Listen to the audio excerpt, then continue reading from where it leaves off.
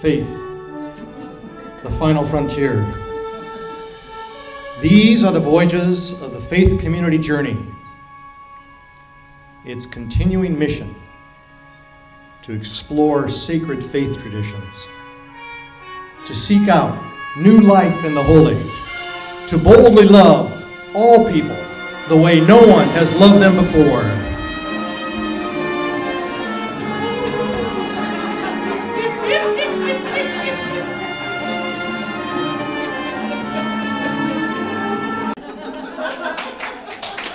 Too much fun.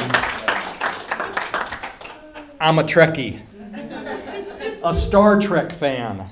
I don't have the fake ears to make me look like Dr.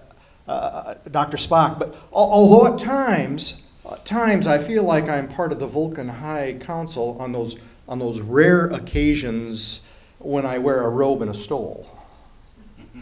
I don't have a copy of a communicator into which I can confidently speak, "Beam me up, Scotty," when my sermons are bad and I need to quickly disappear. I don't even have a phaser. But I do have an amazing iPhone that probably has an app for all things Trekkie. And I have seen, I think, every episode of the original TV series, as well as many of the different movies. Probably all of them. Probably many times over. One of the things that has struck me in all of the Star Trek shows is the confidence that is exuded by James T. Kirk, captain of the Starship Enterprise. Granted, in virtually all the shows he comes off as a disruptor of more lives than he probably needed to disrupt, but he knew what his mission was and boldly went about that mission. Kirk anticipated with a freshness of wonder the unknown.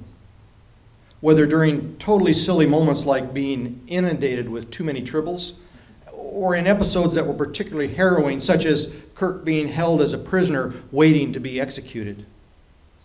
James T. Kirk held on to the vision of his mission, and rather than giving up, rather than giving in to the fear, he boldly went forward, secure in what he believed. I raised the question this morning, do you know what your mission is?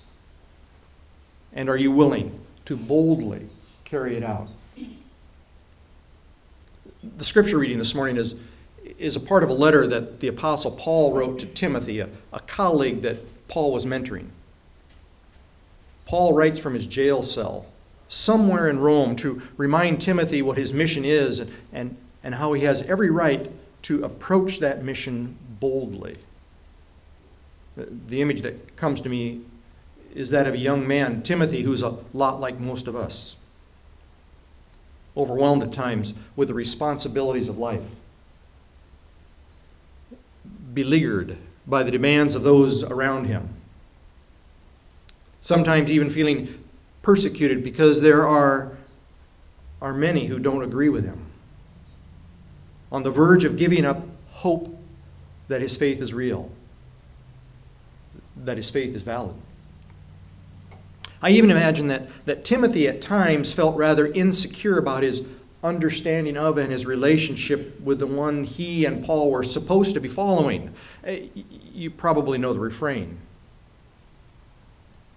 Felt like he didn't pray enough. Felt like he didn't believe enough. Felt like he didn't act on his faith enough. He probably wondered at times if he were the best person to share the story. That story of God's grace as emulated by Jesus, the one that Timothy and Paul called to Christ. I know I sometimes feel rather inept at telling the story. That's why I need to hear what Paul is saying to Timothy. Perhaps it will be helpful for you to listen in. Here's what I'm hearing.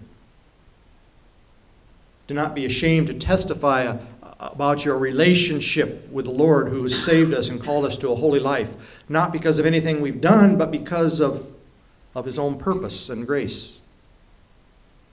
I am not ashamed, Paul says, because I know whom I have believed, and am convinced that Christ is able to guard that which I have entrusted. That's why I remind you to fan into flame the gift of God, which is in you. God did not give us a spirit of timidity, but a spirit of power, of love, of self-discipline. God did not give us a spirit of timidity, but a spirit of power. God has given me what I need to move forward boldly. You too have been given a spirit of power, of love, of grace through the sacred one. Unfortunately, at times, there have not been very many mentors like Paul around to remind us of that strength that God has given us. Unfortunately, at times, the support we get from others becomes another cause for questioning our faith. Unfortunately, we too often are reminded of our weaknesses, too often told to quit rather than persevere. So I've got a story for you. It's not mine. I read it out of a book. Jack Canfield is the president of the Foundation for Self-Esteem in Culver City, California, and has led hundreds of seminars throughout the world developing self-esteem. At times, he's held fundraising events for youth at-risk programs on a ranch in California that is owned by Monty Roberts. Canfield co-authored a book which probably most of us have read at some time or other, called Chicken Soup for the Soul. And in it is this story where Roberts is speaking to a group of youth. Here's what Monty Roberts says. I want to tell you why I let Jack use my house. It all goes back to a story about a young man who was the son of an itinerant horse trainer who would go from stable to stable, racetrack to racetrack, farm to farm, and ranch to ranch, training horses. As a result, the boy's high school career was continually interrupted. When he was a senior, he was asked to write a paper about what he wanted to be and do when he grew up. That night, he wrote a 7-page paper describing his goal of someday owning a horse ranch. He wrote about his dream in great detail, and he even drew a diagram of a 200-acre ranch showing the location of all the buildings, the stables, the track. Then he drew a detailed floor plan for a 4,000 square foot home that would sit on the 200-acre dream ranch. He put a great deal of his heart into the project, and the next day he handed it to his teacher. 2 days later, he received his paper back. On the front page was a large red F with a note that read, "See me after class." The boy with the dream went to see the teacher after class and asked, "Why did I receive an F?" The teacher said, "This is an unrealistic dream for a young boy like you. You have no money. You come from an itinerant family. You have no resources. Owning a horse ranch requires a lot of money. You have to buy the land. You have to pay for the original breeding stock, and later you'll have to pay large stud fees. There's no way you could ever do it." Then the teacher added, "If you'll rewrite this paper with a more realistic goal, I'll reconsider your grade." Well, the boy went home, thought about it long and hard. He asked his father what he should do. His father said, "Look, son, you have to make up your own mind on this. However, I think it's a very important decision for you." Finally, after sitting with it for a week, the boy turned in the paper, making no changes at all. He stated, "You can keep the F, and I'll keep my dream." Monty Roberts then turned to the assembled group and said, "I tell you this story because you are sitting in my 4,000 square foot house in the middle of my 200-acre horse ranch. I still have that school paper framed over the fireplace." He added, "The best part of the story is that 2 summers ago, that same school teacher brought 30 kids to camp on my ranch. for a week. When the teacher was leaving, he said, "Look, Monty, I can tell you this now. When I was your teacher, I was something of a dream stealer. During those years, I stole a lot of kids' dreams. Fortunately, you had enough gumption not to give up on yours." Have you encountered any dream stealers in your life?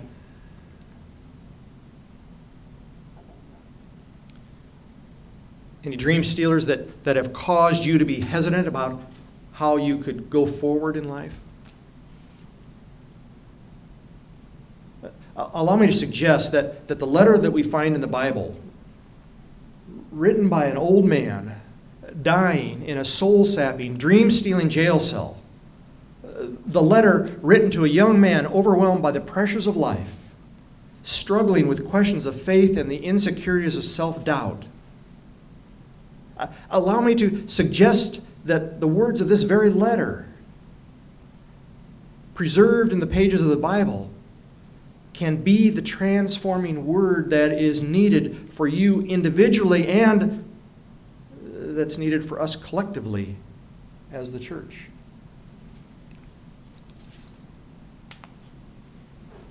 Watch me now. God did not give us a spirit of timidity. God is reaching out to us with a love that is grace-filled. God is calling us to be a holy, inclusive experience of the divine. Have you begun to question what you're called to? Wondering if you're able to reach out with the good news to others when you perhaps don't feel comfortable with yourself? If so, then you're in really good company. Paul is telling Timothy not to give up on that which he believes in. He's telling Timothy to remember to fan into flame the gift of God which is in each of you. Hear God's voice as expressed through Paul's letter to Timothy. Paul is writing that now is not the time to back down, back off, give up, or give in. Now is the time to fan into flame the gift of God which is in you, which is in this church.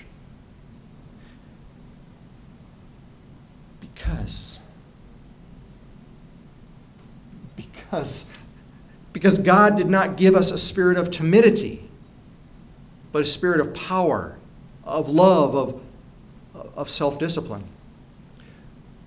We have had and we will have times when we think our finances aren't where they need to be. Does our mission of sharing God's inclusive love stop? No. We may have moments when the world pushes us away. Does our mission of sharing God's inclusive love stop? No. We may have times when we encounter children who break our hearts because of the lives they're living. Does our mission of sharing God's inclusive love stop? No.